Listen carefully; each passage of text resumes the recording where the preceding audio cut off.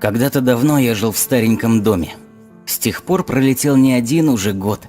И всем его жителям было известно, насколько уродлив был местный наш кот. Уродливый кот был всегда узнаваем. Он был одноглазый и с ухом одним. И знал он, как трудно на свете бывает, когда ты один и никем не любим. Оторванный хвост и поломана лапа срослась под каким-то неверным углом. И множество шрамов, а был он когда-то приятным на вид полосатым котом. Кота никогда и никто не касался, бутылки и камни бросали в него.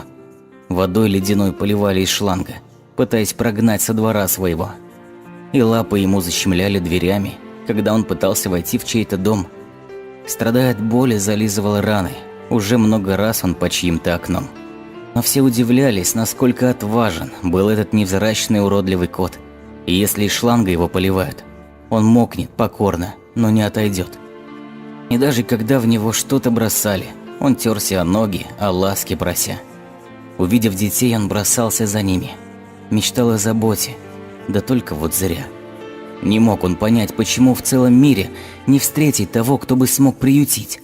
И хоть он уродлив и грязен снаружи, но с чистой душой и умеет любить. Однажды кота покусали собаки, что жили напротив, в соседнем дворе. Послышался лай и о помощи крики.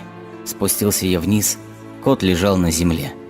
Уродливый кот был ужасно искусан, все тело в крови, он почти умирал. Пытаясь укрыться от страха и боли, свернувшись в клубок, неподвижно лежал. Он знал, наступает конец грустной жизни, и след от слезы пересек его лоб. Я нес его в дом, он хрипел, задыхался. Мне стало вдруг плохо, меня бил озноб.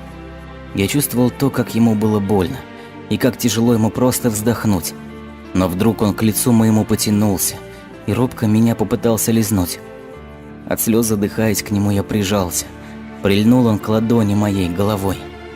Его добрый глаз вдруг ко мне повернулся, и кот замурлыкал, почти неживой. И даже сквозь самые сильные боли просил этот кот лишь о капле любви, о капле сочувствия, что в этой жизни мы доброе сердце сберечь не смогли.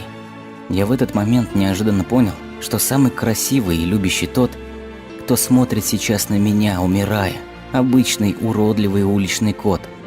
Впервые он чувствовал чью-то заботу. Нашел он того, кто сумел полюбить. И счастлив, что встретил того, кто смягчает, а не пытается боль причинить. Он умер чуть раньше, чем мы были дома. Я сел у подъезда с котом на руках. Держал его долго, пока не стемнело. В душе поселились тревога и страх.